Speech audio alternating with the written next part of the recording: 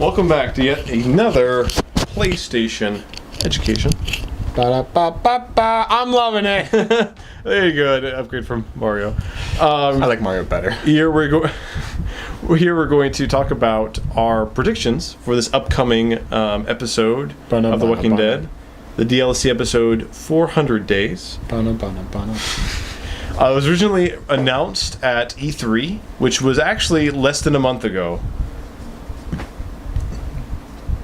So in less than a month, they announce it and then release it. It actually releases here sometime within the next 12 to 18 hours, depending on whenever they decide to update the PlayStation Store. I never know. And we're in Korea. It's 13-hour difference. It's all weird here in Korea. It's compopulation. But this will actually be an episode we get to play through together.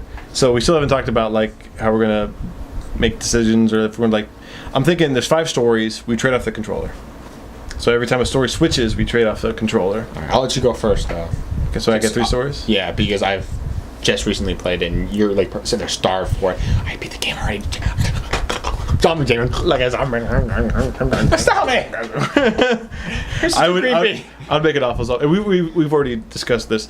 I drink so much water a day. I'd say probably twice as much as the average adult male. If the zombie apocalypse happens, I'll be one of the first ones to go, just because I'll get dehydrated and I will die of thirst. Well, I can go pretty far along without water, and I'm small, so I can like squeeze into certain places and things. I think if I was surrounded by a certain group, I could last. I could be that guy of the group, you know, the one that just doesn't never seem to die, but doesn't really help the group. Ben? No! Ben makes the group worse. I don't make it worse or better. I'm just there. He makes it worse. And he's a beanie weenie. I'm not Ben, dang it. Beanie freaking weenie. All right, so first off, I would like to start out this episode with a in memoriam for the 2 unsung heroes of The Walking Dead, Mark and Chuck. And the worms of an angel I will find.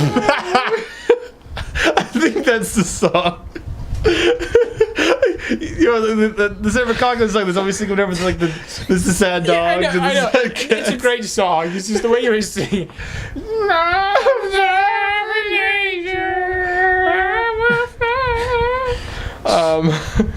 So, anyways, that was here in memoriam for the 2 unsung heroes of The Walking Dead. As soon as you start to like them, boom.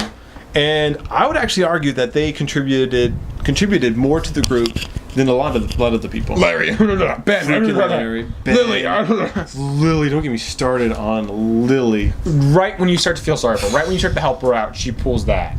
I mean, Carly was the one we chose from the beginning. We chose her over Doug. Poor Doug. Poor Doug. Right away. In retrospect, I should have made you choose Doug just because of the name, and I could make the joke. Whenever he say something like, "Thanks, Lee, I really appreciate it."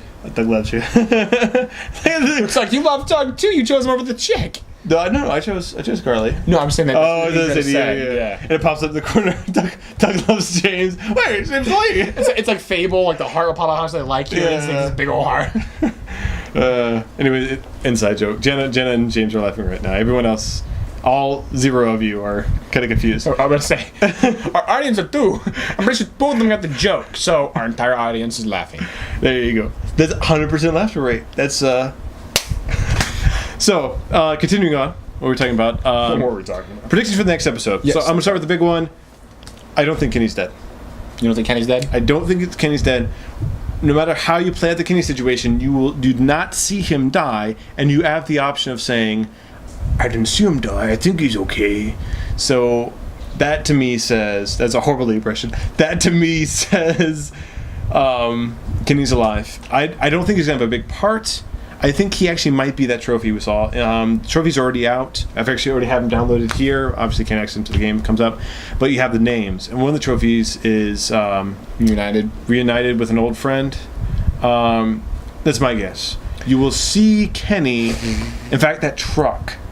If I had to guess, that truck that was coming the road, you had that the one kid, I'd say it looked college age, walking, had like the sports jacket on, walking down the street, and he sees a truck and he gets this weird look on his face. I would say, I think that's Kenny.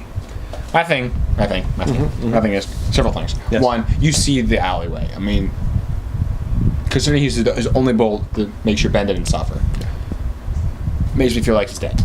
I feel like he died. Not to mention you don't see him try to come and help. You didn't see him try and find you. You still had a good ways before it was over. Yeah.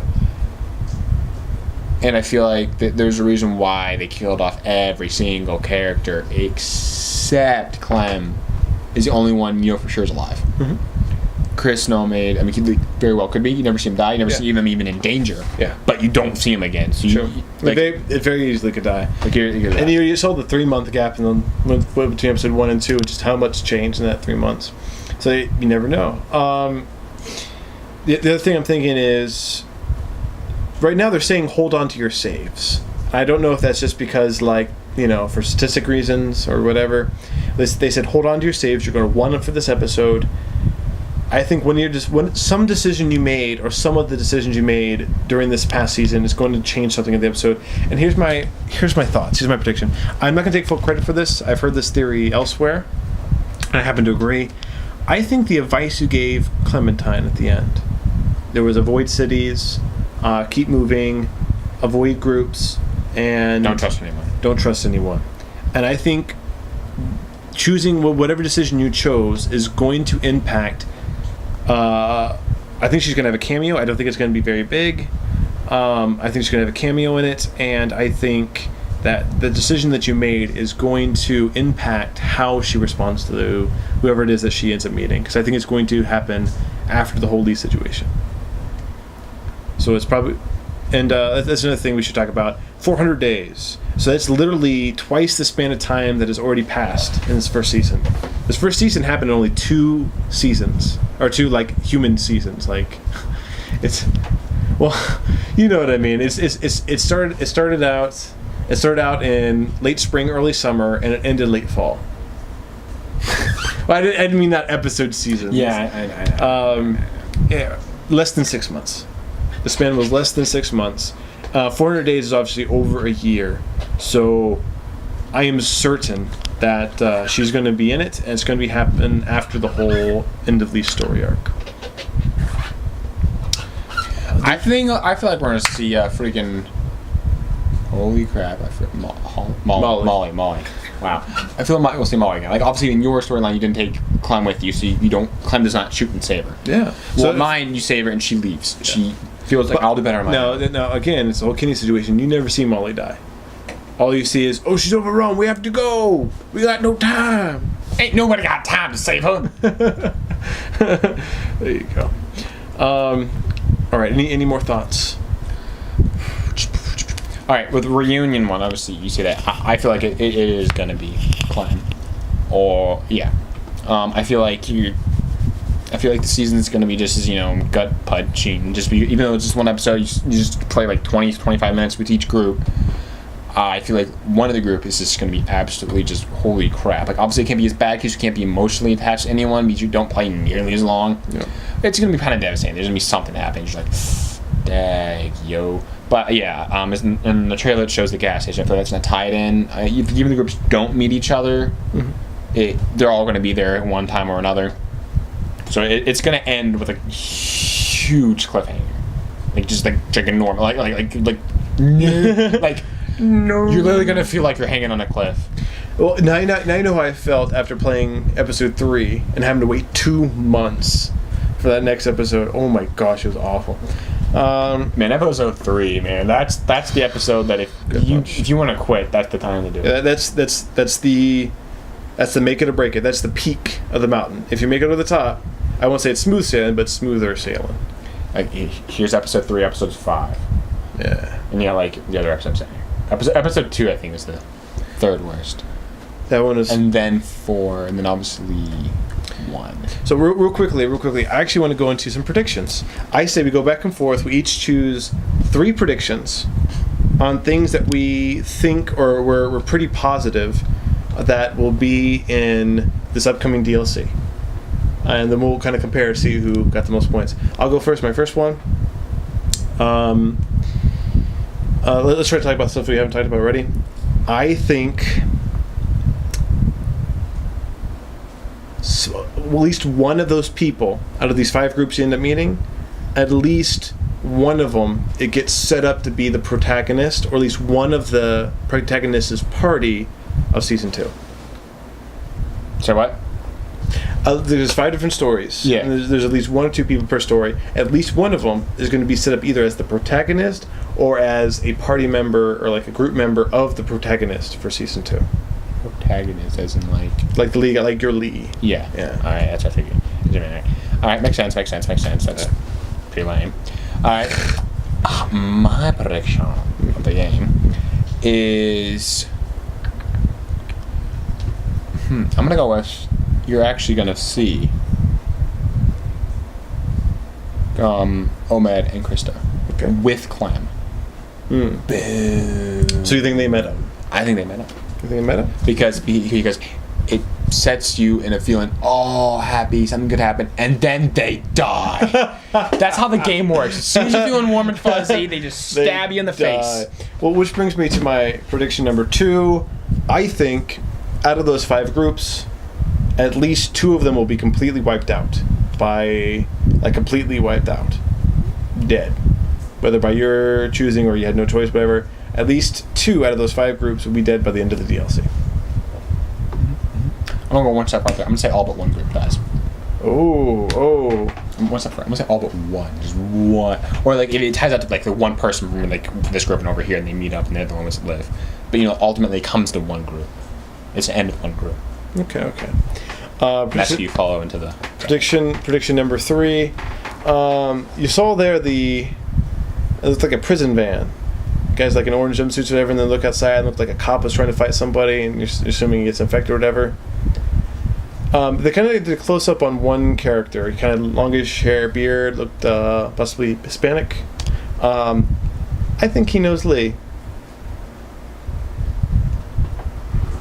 Lee didn't even make it to the prison yet. But he had a trial, and he had to be up in prison at some point or another, right? Like while he was waiting trial.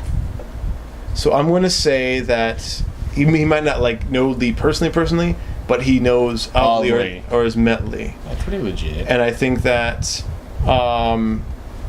his story is going to be something similar. Maybe not as sympathetic as Lee's, but I think he's going to have a similar story to where he's got that kind of dark past, but he kind of wants to move past it. Past the past? Past the past. Actually, out of all those snippets of characters, you don't get to see too much. He actually looked the most interesting to me, and it might just be because I knew, I'm hoping for another Lee. Lee's just a great character. He's an awesome Totally was not ready for the zombie apocalypse, and still whoop butt. That's he clumsy and fell all the time. Oh wow! Compare Lee to the first episode to Lee of the last episode. We were hacking zombies with only one arm and just BA Lee.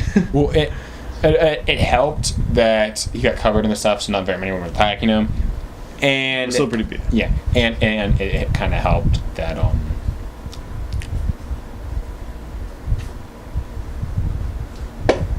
he was already dead, and so you can give up. Yeah. You kind of had less of it's just go at it. No reservations. But yeah, agreed. Compared. What's going to happen to me? They're going to bite me again? Yeah. Lee's such a good. It's going to be hard to replace Lee. Lee was such a great character. I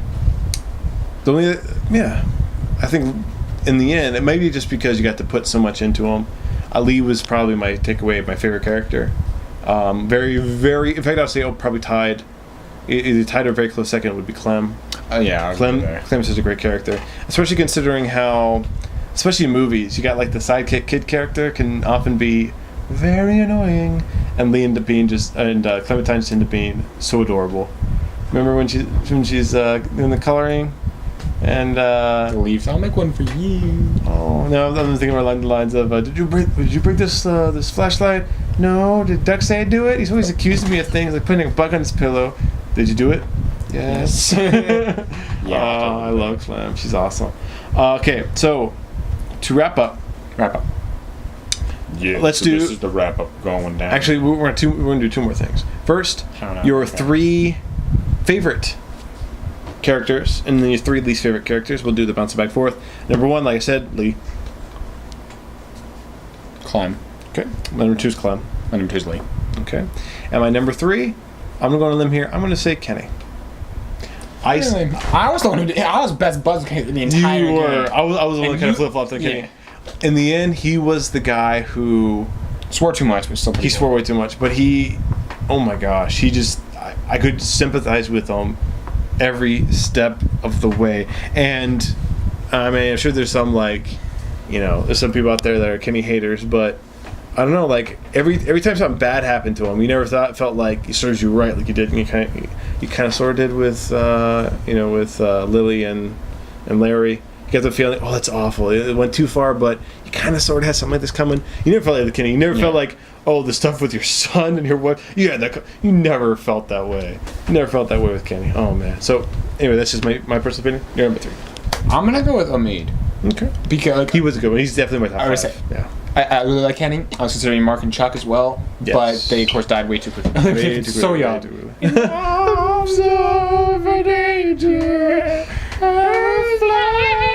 Okay, anyways. He was just funny. I mean, like, obviously, his wife got pissed off, or his girl lady, I don't know, his wife. Anyways, his babe really got pissed at him sometimes because it was like, you're trying to make light of a situation that you just, no, you can't make light of this. But he tried. Yeah. And like, when they grabbed the statue and they used it to make the thing, he's like, you heard that dude's face! Or he's like, this guy should know. He looks like he's smart. And he bends over and just his little head.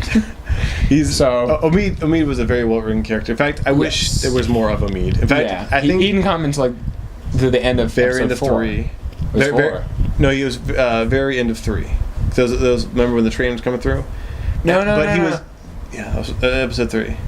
Because remember, you like. Yeah, you're right. You're talking about Kenny, like, when did all this happen? Like 2 hours ago. Yeah, what time is it? Yeah, that's right.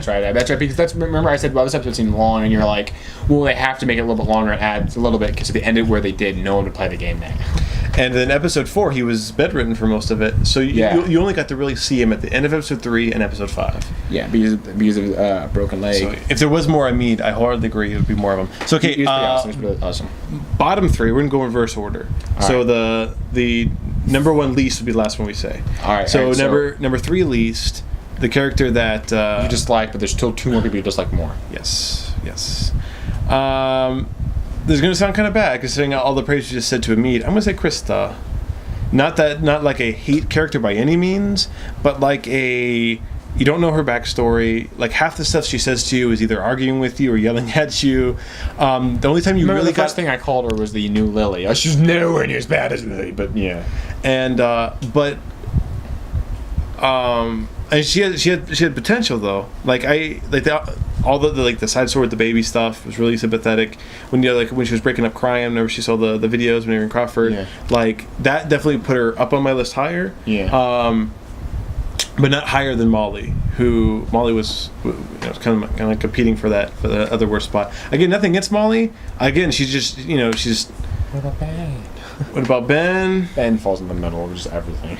Yeah. If you let him drop when you have the chance, he would definitely be one of my worst characters. But because of letting him live and the role he plays in the 5th episode, I agree. He kind of moves back up. But yeah, nothing against Molly, but it's the same thing. Every time you talk to her, half the stuff is she's just talking smack. She's just being a pain. It's not till the end where you sort of start getting over. You're like, okay, I'm starting to like this character, and then she gets taken away from you. So. All right, so your bottom third. I'm gonna go with Walkie Talkie Guy. Oh. You want to get to see him for a little bit, but that crazy psycho ruins everything. Because of him, he kidnaps Clem, and because of that, Lee gets bit. Because of that, Lee dies. Because of that, Kenny dies. Because of that, Ben dies. Because of that, Clem has to go through all that crap. Because of that, it just everything that happened. We lost the boat to the cancer people because we went after Clem, because he kept... everything that happened because of this douchebag. It's like, you know what, screw it. I don't care if you're only in like 10 minutes of the freaking thing. You are definitely number 3, at least. All right. Number 2 for me is Larry. Part of me thinks I never gave Larry a shot, but another part of me thinks Larry never gave me a reason to give him a shot. He was just a pain in the butt. He was only in 2 episodes, and that was more than enough time to make me go, all right, I do not like this character. He's such a pain in the butt. Everything that comes out of his mouth, you just want to slap him. And even if you take his side, like I did that one time, he still pushes you out and leaves you for the zombies. And it's like, you know what? Screw you, guy. Right. Bottom second. This is tough. I'm going to go with Lily, though. Okay. And here's my reasoning. As much as I like Harley, and much as I freaking just you recorded my reaction to that. You were just like, what? At the beginning, Lily thanks you. Even though you were against her, even though you sided with Kenny, you threw her aside, you said, screw you. She still thanked you for getting the medicine for her father. Sure. She was alright, okay, annoying, a pain in the butt, but you could deal with. And her turning point was when you helped, or in my case, helped Kenny kill her father because, well, he was pretty much dead. You didn't want him to turn in the freezer with you stuck in there. He would have killed us all.